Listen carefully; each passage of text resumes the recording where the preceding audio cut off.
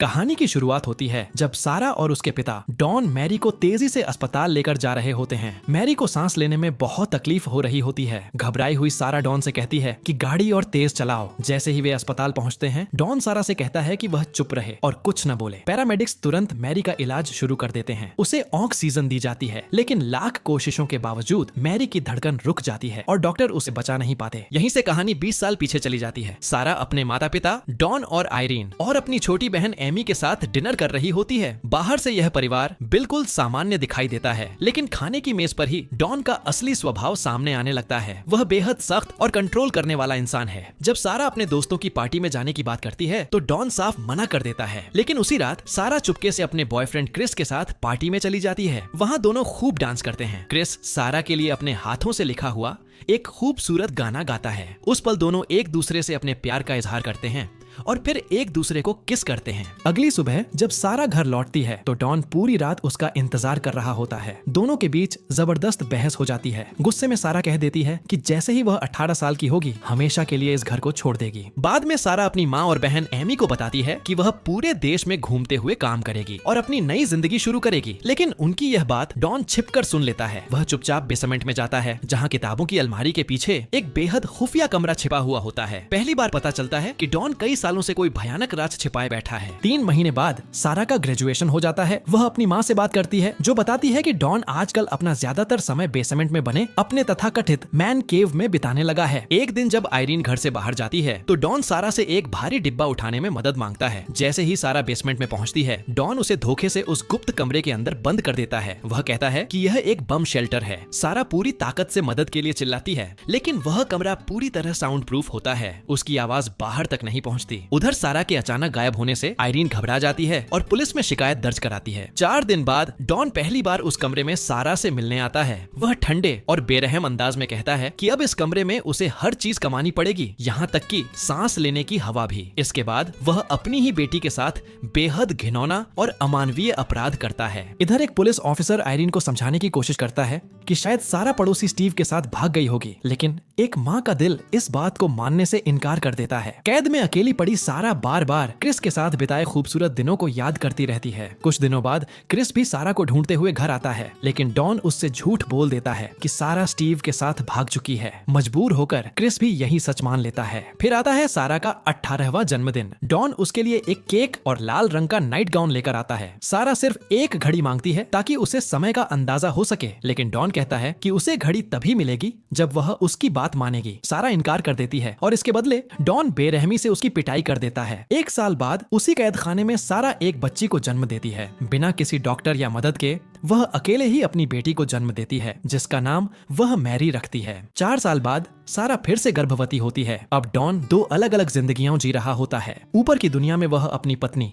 Irene और बेटी Amy के साथ एक सामान्य परिवार का नाटक करता है, जबकि नीचे उसी घर के बेसमेंट में सारा और छोटी मैरी को कैद करके रखता है। आयरीन अब भी सारा को ढूंढना चाहती है और एक प्राइवेट इन्वेस्टिगेटर रखने की बात करती है, लेकिन डॉन उसे ऐसा करने से रोक देता है। कुछ समय बाद अच्छे व्यवहार के इनाम के नाम पर डॉन बेसमेंट में एक टीवी रख देता है ताकि सारा और मैरी उसे देख सकें। फिर सारा अपने दूसरे बच्चे को जन्म देती है, एक बेटे को जिसका नाम माइकल रखा जाता है। हर रात वह अपने बच्चों को असली दुनिया की जगह राजकुमारियों, बहादुर शूरवीरों और जादुई राज्यों की कहानियां सुनाती है, ताकि वे इस अंधेरी कैद की सच्चाई से कुछ देर के लिए दूर रह सकें। उधर कई साल बाद क्रिस एक बार फिर सारा के बारे में पूछने आता है। इस बार एमी उसे सच बता देती है कि डॉन ने उससे झूठ बोला था। दोनों बात करते हैं कि डॉन हमेशा से सारा के साथ बहुत बुरा व्यवहार करता था। एमी को डर सताने लगता है कि कहीं उसके पिता ने सारा की हत्या तो नहीं कर दी। इधर बेसमेंट में सारा अपने बच्चों का बचपन बचाने की पूरी कोशिश करती है। वह उनके लिए नई नई कहानियां बनाती है ताकि वे इस अंधेरी दुनिया को भूलकर कुछ पल मुस्कुरा सकें। दूसरी तरफ एमी और आयरीन आखिरकार डॉन के झूठ का सामना करती हैं। घर में जबरदस्त लड़ाई होती है। गुस्से में आयरीन कसम खाती है कि वह किसी भी कीमत पर अपनी बेटी सारा को ढूंढ कर रहेगी। बहस के दौरान डॉन की चाबियों का गुच्छा सोफे पर गिर जाता है। मौका देखकर एमी चुपके से वे चाबियां उठा लेती है और सीधे बेसमेंट की तरफ चली जाती है ताकि वहां छिपे राज का पता लगा सके। लेकिन जैसे ही वह कुछ खोजने की कोशिश करती है, डॉन उसे रंगे हाथों पकड़ लेता है। वह अपनी चाबियां वापस छीन लेता है। दोनों के बीच तीखी बहस होती है। वह अपने पिता को सारा के गायब होने का जिम्मेदार ठहराती है और पहली बार उसे शक होने लगता है कि इस घर के बेसमेंट में कोई बहुत बड़ा और डरावना सा छिपा हुआ है। समय बीतता जाता है और सारा एक और बेटे को जन्म देती है जिसका नाम वह थॉमस रखती है। सारा अपने शांत स्वभाव और समझदारी से डॉन को मनाने की कोशिश करती है। वह कहती है कि अब बेसमेंट में बिल्कुल भी जगह नहीं बची है और वह एक और बच्चे की देखभाल नहीं कर पाएगी। काफी समझाने के बाद डॉन मान जाता है और नवजात थॉमस को घर के बाहर दरवाजे पर छोड़ आता है। कुछ देर बाद आयरीन को दरवाजे के बाहर रखी टोकरी दिखाई देती है। जब वह उसे खोलती है तो अंदर एक मासूम बच्चा और एक चिट्ठी मिलती है। चिट्ठी ऐसे लिखी गई होती है मानो वह सारा ने भेजी हो। उसमें लिखा होता है कि यह बच्चा उसी का है और वह चाहती है कि आयरीन उसे अपने बेटे की तरह पाल ले। साथ ही वह मदद की गुहार भी लगाती है, यह कहते हुए कि वह और उसका बॉयफ्रेंड इस बच्चे की परवरिश नहीं कर सकते। चिट्ठी मिलने के बाद वह फिर बेसमेंट में जाता है और हमेशा की तरह सारा पर अपना गुस्सा उतारते हुए उसके साथ फिर से दरिंदगी करता है। साल दर साल बीतते जाते हैं और सारा उसी अंधेरी कैद में कैद रहती है। उसके बच्चे अपनी माँ की सुनाई हुई परियों और राजकुमारों की कहानियों में अपनी नई नई कल्पनाएं जोड़ने लगते हैं।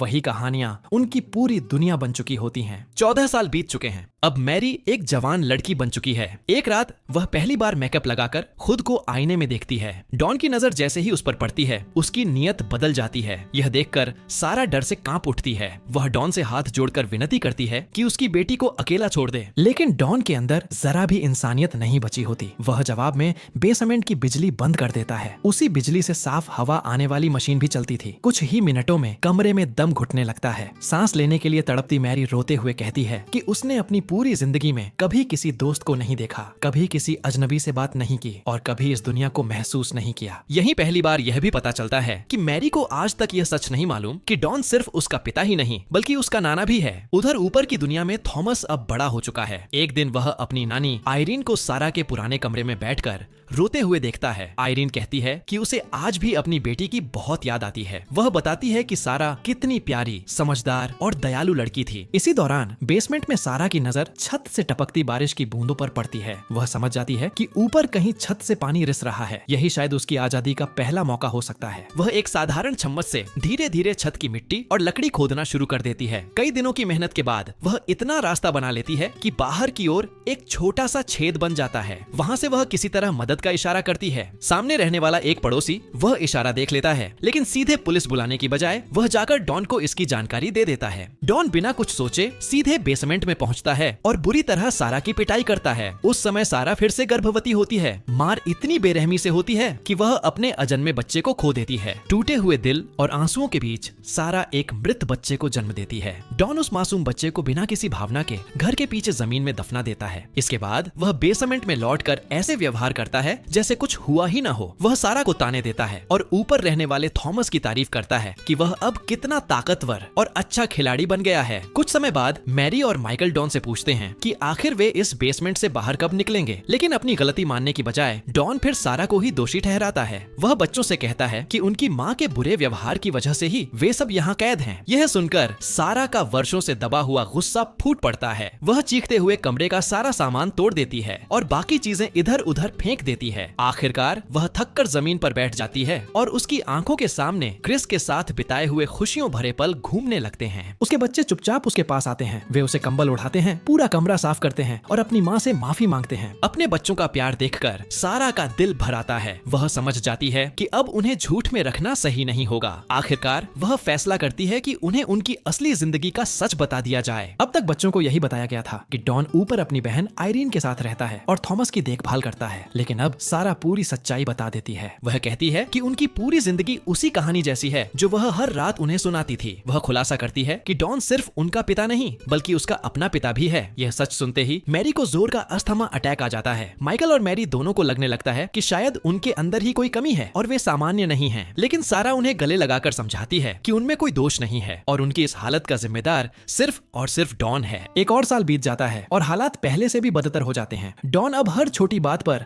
सारा का अपमान करता है। नौकरी में परेशानी आने के कारण वह खाने का राशन भी कम कर देता है, जिससे पूरा परिवार भूख झेलने लगता है। कुछ समय बाद डॉन की नौकरी भी चली जाती है। अब उस पर घर छिन जाने का खतरा मंडराने लगता है। अपनी दुनिया बिखरती देखकर वह पूरी तरह पागल हो जाता है। आखिरकार वह एक ऐसा खौफनाक फैसला लेता है जिसकी कोई कल्पना भी नहीं कर सकता। वह अपनी कार के एग्जॉस्ट पाइप को बेसमेंट की हवा आने वाली पाइप से जोड़ देता है ताकि जहरीली गैस पूरे कमरे में भर जाए और सारा के साथ उसके सभी बच्चों की हमेशा के लिए मौत मौत हो जाए। लेकिन तभी किस्मत उनका साथ दे देती है। थॉमस को बिना कुछ पता चले वह कार स्टार्ट कर देता है, जिससे डॉन की खौफनाक योजना बीच में ही रुक जाती है और बेसमेंट में कैद सारा और उसके बच्चों की जान बच जाती है। उधर डॉन अपने परिवार के साथ घर के बाहर आराम से बारबेक्यू का आनंद ले रहा होता है, जबकि नीचे बेसमेंट में मैरी की हालत लगातार बिगड़ती जा रही होती है। उसे सांस लेने में इतनी तकलीफ होती है कि हर पल उसकी जान जाने का डर बना रहता है। सारा बार बार डॉन से विनती करती है कि मैरी को अस्पताल ले चलो, लेकिन डॉन साफ मना कर देता है। बहुत गिड़गिड़ाने के बाद सारा उससे वादा करती है कि वह अस्पताल में किसी को भी अपनी कैद या उसके अपराधों के बारे में कुछ नहीं बताएगी। काफी सोचने के बाद डॉन मान जाता है, लेकिन माइकल को बेसमेंट में ही बंद छोड़ देता है। यहीं से कहानी वापस उसी पल में पहुंच जाती है जहां फिल्म की शुरुआत हुई थी। 20 साल की कैद के बाद पहली बार सारा अपनी बेटी मैरी के साथ अस्पताल पहुंचती है। डॉक्टर पूरी कोशिश करते हैं और आखिरकार मैरी की जान बचा लेते हैं। अपनी बेटी को सुरक्षित देखकर सारा की आंखों में राहत के आंसू आ जाते हैं। कुछ देर बाद एक नर्स मैरी की मेडिकल हिस्ट्री पूछती है। सारा घबराते हुए बताती है कि मैरी कभी स्कूल नहीं गई और उसकी बीमारी का इलाज हमेशा प्राकृतिक तरीकों से किया जाता रहा है। वह सच बताना चाहती है, लेकिन डॉन के डर से उसके शब्द गले में ही अटक जाते हैं। मौका मिलते ही वह डॉन से दूर जाने की कोशिश करती है। वह जानबूझकर मेडिकल फॉर्म्स पर पानी गिरा देती है ताकि थोड़ी देर के लिए सबका ध्यान भटक जाए। जैसे ही डॉन उसकी तरफ बढ़ता है, सारा हिम्मत जुटाकर एक नर्स के पास पहुंचती है और कांपती हुई आवाज में सिर्फ इतना कहती है, प्लीज मेरी मदद कीजिए। नर्स तुरंत पुलिस को बुला लेती है। एक पुलिस ऑफिसर डॉन से पूछताछ शुरू करता है और कुछ ही देर बाद उसे गिरफ्तार कर लिया जाता है। डॉन के हथकड़ी पहनते ही 20 साल की कैद का अंत हो जाता है। सारा दौड़कर मैरी के पास जाती है और भावुक होकर कहती है कि अब सब खत्म हो गया है, वे आखिरकार आजाद हैं। उधर पुलिस तुरंत घर पहुंचती है। वहां माइकल बेहोशी की हालत में तड़प रहा होता है। पुलिस उसे तुरंत बाहर निकालकर उसकी जान बचाती है। जब आयरीन और थॉमस पहली बार माइकल को देखते हैं तो दोनों के पैरों तले जमीन खिसक जाती है। दूसरी तरफ डॉन पुलिस की गाड़ी में बैठा यह सब अपनी आंखों से देख रहा होता है। कुछ समय बाद एक खूबसूरत धूप भरी सुबह आती है। मैरी, थॉमस और माइकल पहली बार खुली हवा में बिना किसी डर के खेल रहे होते हैं। बरामदे में बैठी सारा, आयरीन और एमी उन्हें मुस्कुराते हुए देख रही होती हैं। इतने वर्षों के दर्द के बाद आखिरकार इस परिवार की जिंदगी में सुकून लौट आया होता है। दूर से एक मोटरसाइकिल घर की ओर आती दिखाई देती है। वह कोई और नहीं बल्कि क्रिस होता है। इतने साल बाद दोनों आमने सामने खड़े होते हैं। उनके बीच कुछ पल के लिए गहरी खामोशी छा जाती है। क्रिस भावुक होकर सारा से माफी मांगता है। वह कहता है कि उसे उसके पिता की बातों पर भरोसा नहीं करना चाहिए था। उसे सारा को ढूंढने की और ज्यादा कोशिश करनी चाहिए थी। फिर वह अपने बैग से एक गुलाबी रंग का मोटरसाइकिल हेलमेट निकालता है। वह बताता है कि जब वे दोनों 18 साल की उम्र में साथ घूमने निकलने का सपना देख रहे थे, तभी उसने यह हेलमेट सारा के लिए खरीदा था। लेकिन वह सपना कभी पूरा नहीं हो पाया। सारा मुस्कुराते हुए हेलमेट पहनती है और दोनों अपनी उस लंबी अधूरी यात्रा पर निकल पड़ते हैं।